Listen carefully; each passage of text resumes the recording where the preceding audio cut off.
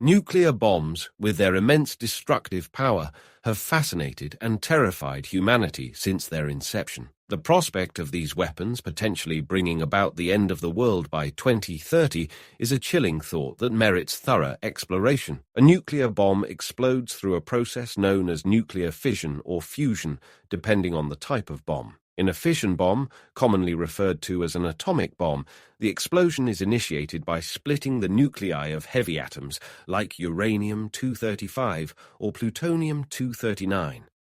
This splitting releases a tremendous amount of energy in the form of an explosive blast, intense heat, and radiation. The initial explosion occurs when a critical mass of fissile material is assembled rapidly, triggering a chain reaction. Each split nucleus releases neutrons that, in turn, split more nuclei, exponentially increasing the energy released. Fusion bombs, known as hydrogen bombs or thermonuclear bombs, work on a different principle. They combine light nuclei, such as isotopes of hydrogen, deuterium, and tritium, under extremely high temperatures and pressures to form heavier nuclei. This fusion process releases even more energy than fission. Hydrogen bombs typically use a fission bomb as a trigger to create the necessary conditions for fusion. The resulting explosion is exponentially more powerful than that of a fission bomb, capable of causing unprecedented devastation. The potential for nuclear bombs to end the world by 2030 is rooted in their catastrophic impacts. A single nuclear explosion can cause immense immediate destruction and long-term environmental consequences. The initial blast obliterates everything within a certain radius, creating a fireball that incinerates structures, vehicles, and living beings.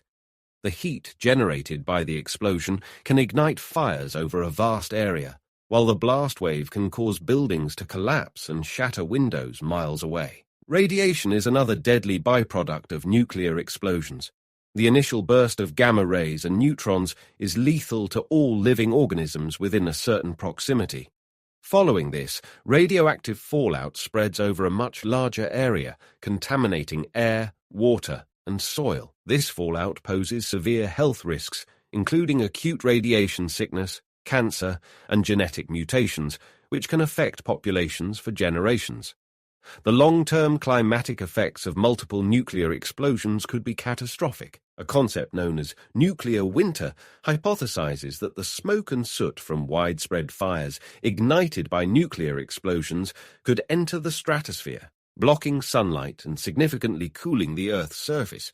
This drastic temperature drop could disrupt global agriculture, leading to food shortages and widespread famine. The combination of direct destruction, radiation, and nuclear winter could potentially threaten the survival of human civilization.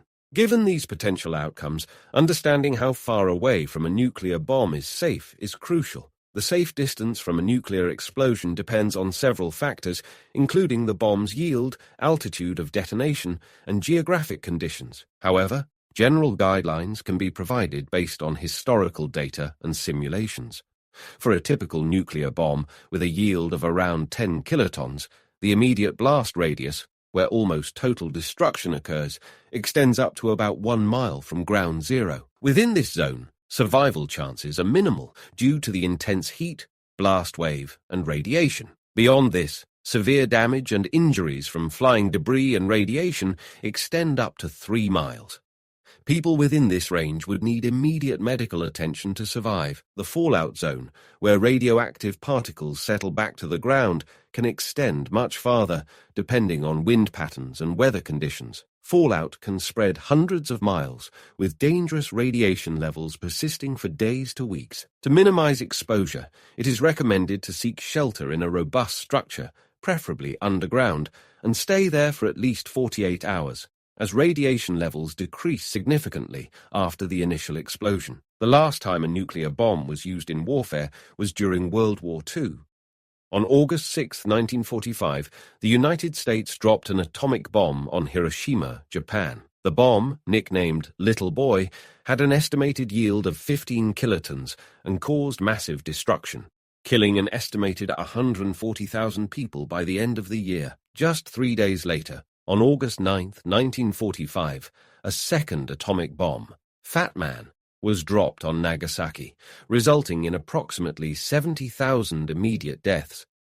These bombings led to Japan's surrender and the end of World War II, but also highlighted the horrific power of nuclear weapons.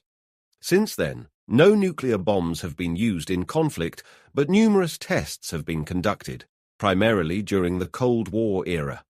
The most powerful nuclear test ever conducted was the Soviet Union's Tsar bomber, detonated on October 30th, 1961. This hydrogen bomb had a yield of 50 megatons, over 3,000 times more powerful than the bombs dropped on Hiroshima and Nagasaki. The explosion produced a mushroom cloud 40 miles high and caused damage up to 600 miles away. Fortunately, Tsar bomber was a test device and not used in warfare, but it demonstrated the terrifying potential of modern nuclear weapons. The possibility of nuclear bombs ending the world by 2030 hinges on geopolitical tensions and the proliferation of nuclear technology. Currently, 9 countries possess nuclear weapons: the United States, Russia, China, France, the United Kingdom, India, Pakistan, Israel, and North Korea. The doctrine of mutually assured destruction, MAD, has, so far, prevented their use in conflict. This doctrine posits that any nuclear attack by one nation would result in an overwhelming retaliatory strike, leading to total annihilation of both the attacker and the defender. Despite this, the risk of nuclear conflict remains. Emerging technologies, cyber threats, and political instability could undermine existing deterrent strategies. Accidental launches or misinterpretations of defensive actions as offensive could trigger a nuclear exchange. The development of smaller, more usable, tactical nuclear weapons by some nations increases the risk of limited nuclear engagements escalating into full-scale war. Efforts to mitigate these risks include international treaties and agreements aimed at nuclear disarmament and non-proliferation. The Treaty on the Non-Proliferation of Nuclear Weapons, NPT, signed in 1968, seeks to prevent the spread of nuclear weapons and promote peaceful uses of nuclear energy. More recently, the Treaty on the Prohibition of Nuclear Weapons, TPNW, adopted in 2017, aims to achieve a world free of nuclear weapons. While these treaties represent significant progress, their effectiveness depends on the commitment and cooperation of nuclear-armed states. Public awareness and advocacy also play crucial roles in preventing nuclear catastrophe. Organizations like the International Campaign to Abolish Nuclear Weapons, ICAN, which won the Nobel Peace Prize in 2017, work tirelessly to raise awareness about the dangers of nuclear weapons and promote disarmament. By educating the public and lobbying governments, such groups strive to reduce the likelihood of nuclear conflict. In conclusion, nuclear bombs possess an unparalleled capacity for destruction, capable of causing immediate devastation, long-term environmental harm, and global climatic effects.